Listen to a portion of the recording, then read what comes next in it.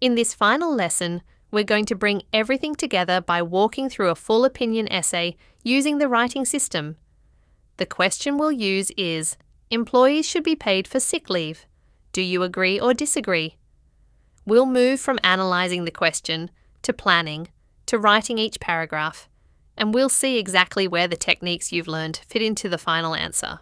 Step 1 is understanding the question type. This is clearly an opinion question. The instruction, do you agree or disagree, tells you that the examiner wants your view and your reasons. You need to decide your position and stick to it throughout the essay. Step 2 is planning with binary pairs.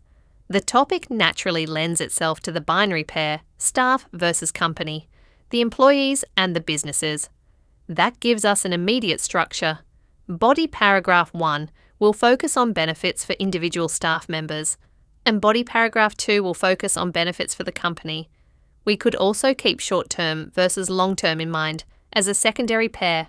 Step 3 is applying the system paragraph plan. We know we'll have an introduction, 2 body paragraphs, and a conclusion. Let's begin with the introduction. We want a context sentence that introduces the topic in an interesting way. One option, which we'll use here, is, we are living in the age of the gig economy, in which many jobs are becoming less permanent and more casualised, yet many people are of the opinion that staff should still be entitled to sick leave, regardless of their employment status. This sentence sets the scene. Modern work is unstable, but there is still a belief in certain basic rights. Next, we need a thesis that clearly states our opinion and previews our 2 reasons. For example, I entirely agree with this point of view and will argue that since this would simultaneously help the workforce and improve a company's bottom line, sick leave should be introduced as a part of every employee's contract. This thesis uses a complex sentence structure and gives the examiner a roadmap, benefits for workers and benefits for companies. Now we move to body paragraph 1, which focuses on benefits for staff. We start with a simple topic sentence. Individual staff members would clearly benefit in many ways if they were to be paid sick leave. This clearly states the main idea of the paragraph. Next, we bring in our first argument.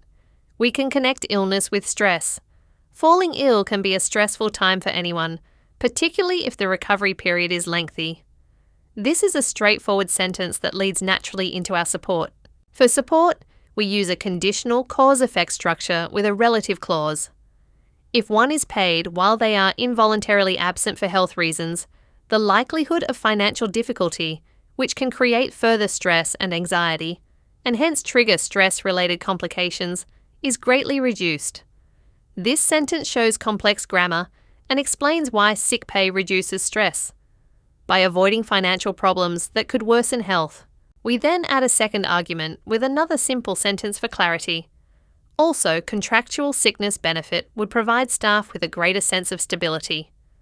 Finally, we support this with a reason. This is due to the fact that it is seen as a clear sign of job security, a much sought-after perk in a world of mass casualisation and uncertainty. Here, we use cause and effect language and link back to the context we mentioned in the introduction. That completes body paragraph 1. It follows our structure. Topic sentence, 2 arguments, and 2 supporting sentences, with a mix of simple, complex, and compound complex grammar. Body paragraph 2 focuses on benefits for the company. Our topic sentence might be, the company will also see advantages in terms of increased productivity and reduced expenses. This introduces the 2 sub-ideas we'll develop in the paragraph, productivity and costs. We then develop productivity. With regard to productivity, paying someone to stay at home while sick will lessen the possibility of contamination in the workplace. That's our argument. The support could be, this in turn could increase overall productivity as fewer employees will contract the illness, allowing them to continue their work. We've used cause and effect and a participle clause, allowing them to show result. Next, we turn to costs. When it comes to costs, although replacing sick workers does in fact cost the company more in the short term, it can actually save money in the long term. Here we use concession language, although, and introduce the idea of short-term versus long-term, another binary pair. To support this, we give an example. To illustrate this point, a 2014 study performed by the Bureau of Labor Statistics in the USA, which factored in the time and money spent on seeking and training replacements over the period of a decade, concluded that businesses can save an average of 4% of their expenditure a year if their permanent staff are paid sick leave. This sentence includes a research example, a relative clause, and a clear link between sick pay and cost savings. Finally, we write the conclusion. We want to restate our opinion strongly and, if appropriate, make a recommendation. For example, in conclusion, it is my opinion that sick leave is a fundamental right for any permanent employee. Thus, governments must enact legislation to ensure that every business provides it as a part of any employment agreement. These sentences summarize the argument and call for government action, giving the essay a clear, decisive ending. In this walkthrough, you can see the entire writing system in action. We identified the question type, used binary planning to choose our main ideas, applied the system paragraph plan, used recipe inside the paragraphs to develop the topic sentences, and deliberately varied our grammar with simple, compound, complex, and compound complex sentences. We used cause and effect, conditionals, and concession where they were most effective, and we kept our vocabulary relevant and natural. If you follow this process and practice it with different question types, you'll gradually move away from memorized templates and towards genuine, flexible communication in your writing. That's exactly what IELTS examiners reward. You now have a complete system for IELTS Writing Task 2. Your next step is to practice, choose questions, plan with binary pairs, build paragraphs with recipe, and pay attention to the 4 marking criteria as you write. One of the most common problems IELTS candidates face in Task 2 is underdeveloped ideas. They write a topic sentence, then 1 or 2 short supporting sentences, and then jump to the next point. The examiner reads the paragraph and thinks, this idea isn't fully explained. The recipe technique solves this problem by giving you a simple checklist you can use to expand any main idea into a well-developed paragraph. Recipe is an acronym. It stands for reasons, examples, consequences, if clauses, plus an explanation. You don't have to use every letter every time, but when you feel stuck, this list gives you options to keep developing your idea in a logical way. Let's see how it works with a real example. Imagine your topic sentence is, one of the more obvious consequences of globalization is that more students are deciding to study overseas. That's a clear main idea, but on its own it's not enough. We'll now apply recipe step by step. The R stands for reasons. Ask yourself, why is this happening? What has caused more students to study abroad? You might add, this is due to the fact that many international companies seek employees who have experience living and working in other countries. You've now given a cause. The E is for examples. Can you think of a real-life example, a statistic, or a research finding that illustrates your point? You might later bring in a study or a situation from a specific country. Even a simple example like, for instance, many multinational corporations in Asia now prefer job applicants who have completed part of their education overseas can make the paragraph more concrete. The C is for consequences. What are the effects of this trend?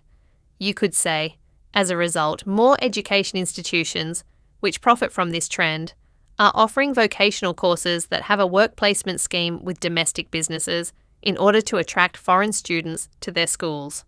Here you're using cause and effect language to extend the idea. I is for if clauses, conditionals. How might this trend develop in the future?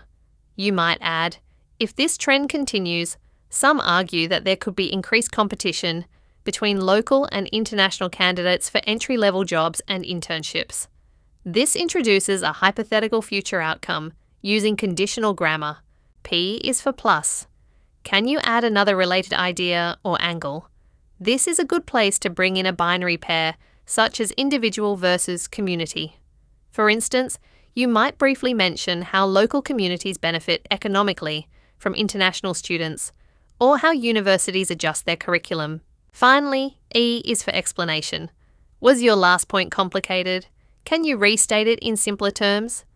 You might write, in other words, there are those who wish to turn this into a divisive political issue, promoting protectionist ideologies. This explanation helps the reader understand the significance of the previous point. When you put all of these together, you get a full paragraph that starts from a single sentence and grows into a coherent, well-supported argument. You have reasons, consequences, a hypothetical extension, and an explanation, all linked smoothly with appropriate grammar. You don't have to follow the letters in strict order in the exam, and you don't have to use every single one. The goal is to train your mind to ask the right questions. Why? For example, what does this cause?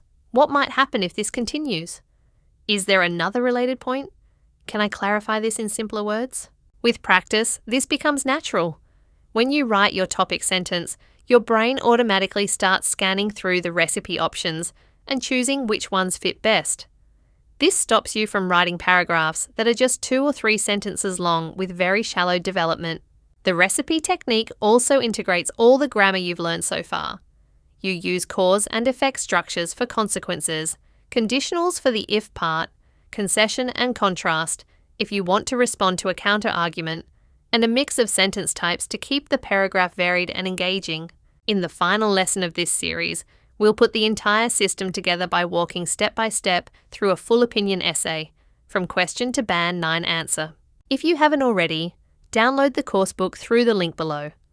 It expands on this lesson and will guide you through the other videos.